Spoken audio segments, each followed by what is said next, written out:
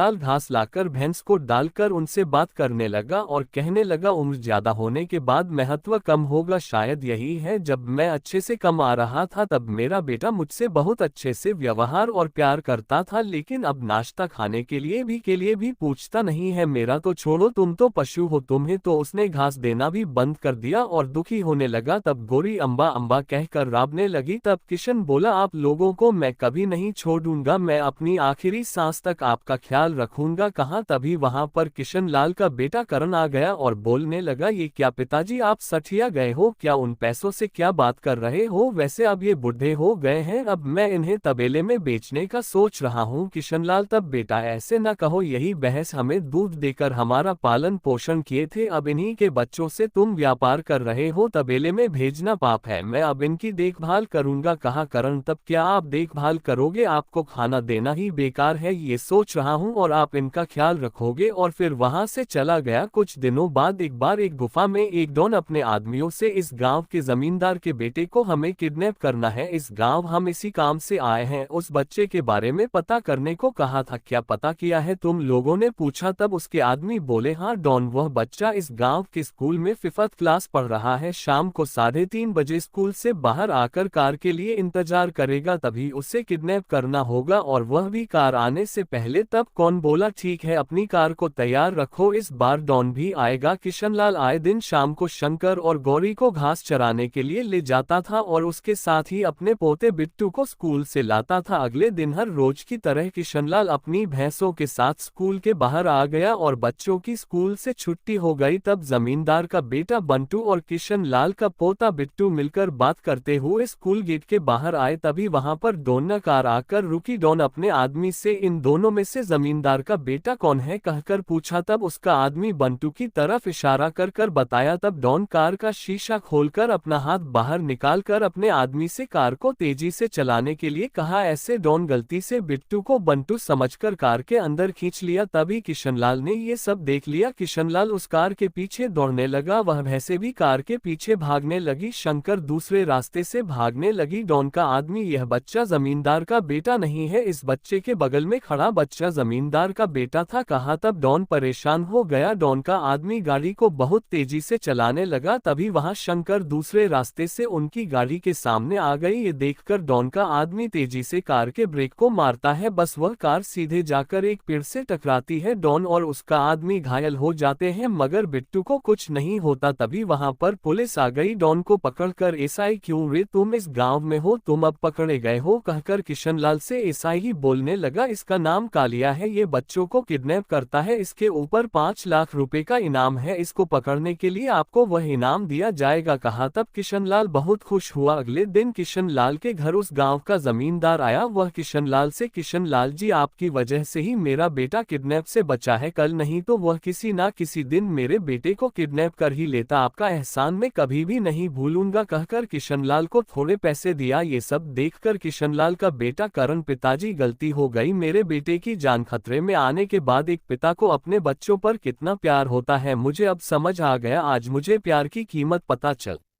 गई है, अब से मैं शंकर और गौरी का अच्छे से ध्यान रखूंगा, कहा। तब सब बहुत खुश हुए। मोरल, हमें कभी भी उम्र देखकर किसी को भी जज नहीं करना चाहिए।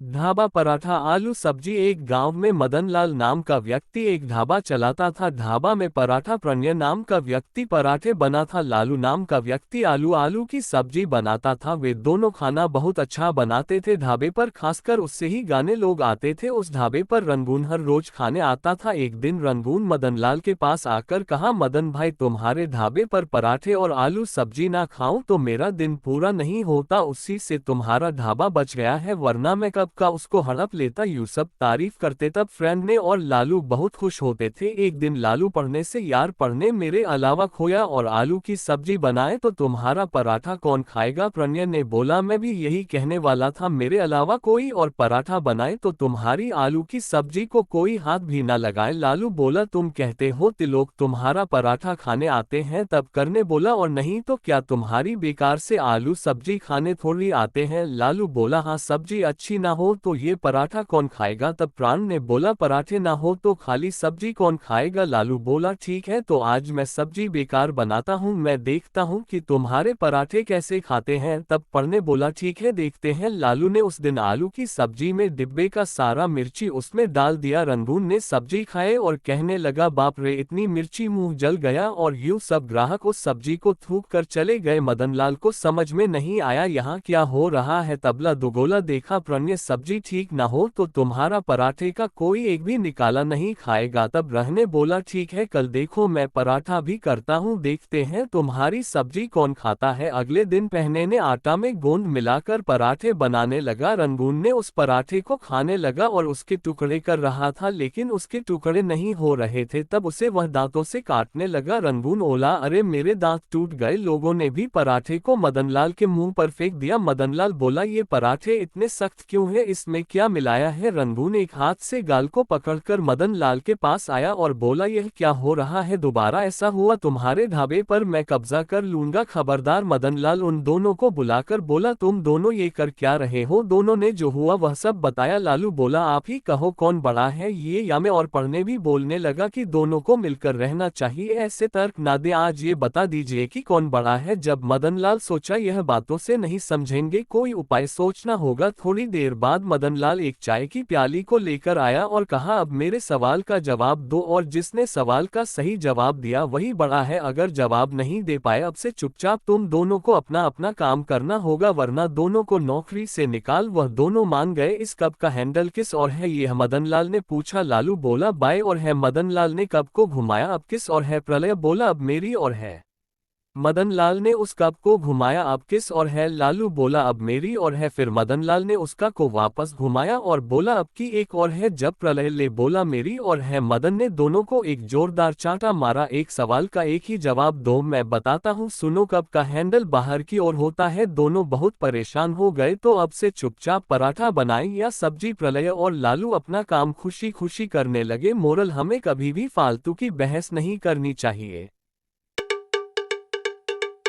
Samosa gas cylinder. एक गांव में कुमार नाम का एक आदमी रहता था। वह एक ठेले पर समोसा बेचते हुए अपना गुजारा करता था। वह समोसा बेचकर जो पैसे कमाता था उससे अपना और अपने बच्चों का पालन पोषण करता था। कुमार के समोसे के ठेले के सामने ही महान नाम के एक आदमी ने भी समोसा बेचने का ठेला था। सच तो यह है कि कुमार पहले महान के पास ही काम करता था, उसके बाद में उसने अपना खुद का ठेला खोल लिया। ज्यादातर लोग कुमार के पास समोसा खाना ही पसंद करते थे। ये देखकर महान को बहुत गुस्सा आता था। एक दिन एक ग्राहक कुमार के पास समोसा खरीद के कहा रहा था, तभी महान ने उसे बुलाया और बोलने लगा अरे भाई साहब उसके पास समोसा खा रहे हो क्या? भूल गए एक जमाना था यह मेरे पास काम करता था। अरे वैसे भी उसके गंदी क्वालिटी के सामान गिरकर समोसा बनाता है, मेरे पास खाओ, मेरे पास अच्छे क्वालिटी के सामान से ही मैं समोसा बनाता हूँ। तब ग्राहक बोला मुझे सब पता है, कुमार अच्छे समोसे बनाता है, लेकिन तुम अपने समोसे में गंदे क्वालिटी के सामान देते हो। अगर तुम्हें भी अच्छे से व्यापार करना है तो अच्छे समोसे बनाकर खिलाओ, कब तुम कुमार से ज्यादा पैसे कमा पाओगे और तब सब तुम्हारे पास ही आएंगे। तब महान बोला चुपचाप समोसा खाओ और यहाँ से जाओ। कब कुमार भाई साहब आप ये क्या कर रहे हो? आप ठीक से हमें वेतन देते नहीं थे और मिलावटी चीजों से समोसा बनाते थे, इसलिए ही तो मैंने अपना ठेला खोला। दोनों के बीच में बात बढ़ने लगी। कुमार अनेक प्रकार के समोसे बनाता था, मटन समोसा, चिकन समोसा, पनीर समोसा, यूं कई प्रकार के समोसे बनाता था और तो उसका धंधा बहुत चलने लगा। उसकी कमाई दिन दुगुनी और रात चौगुनी होने लगी। ये देखकर महान बहुत जलने लगा। एक दिन महान अपने नौकर लड्डू से वह कुमार का धंधा बहुत चल रहा है, कुछ न कुछ करके उसके धंधे को खराब करना होगा यार। तब लड्डू साहब मेरी माने तो आप ये देखिए कि आपका धंधा कैसे बढ़ाना है, ना कि दूसरों के धंधे खराब करने के बारे में। और लड्डू बोला कि कुमार बहुत से प्रकार के समोसे बनाता है, जैसे कि मटन समोसा, चिकन समोसा, पनीर समोसा और आदि, इसलिए हमें भी कोई नया प्रकार का समोसा निकालना चाहिए जिससे हमारे पास भी लोग आए और आपकी कमाई अच्छे से हो। ये बात सुनकर महान सोच में पड़ गया। एक दिन गांव के पास वाले अनाथ आश्रम में महान गया, तभी वहां एक साइंटिस्ट पूछा आश्रम का मैनेजर साइंटिस्ट से, सर आप हमारे आश्रम के लिए कुछ करना चाहते हैं, इसलिए आपको धन्यवाद, आप इन बच्चों के लिए क्या लाए हैं सर? तब साइंटिस्ट अपनी जेब से एक बर्गर निकाला। ये देखकर उस आश्रम का मैनेजर मैनेजर, यह क्या सर, इतने सारे बच्चों के लिए सिर्फ एक बार घर। तब साइंटिस्ट ने अपनी कार में से एक गैस सिलेंडर निकाला, उसने उसमें केमिकल मिलाया और फिर उससे गैस सिलेंडर को और बर्गर को एक साथ जुड़ा। फिर जैसे जैसे वह गैस बर्गर में भरने लगा वैसे वैसे बर्गर फूलकर बहुत बड़ा हो गया।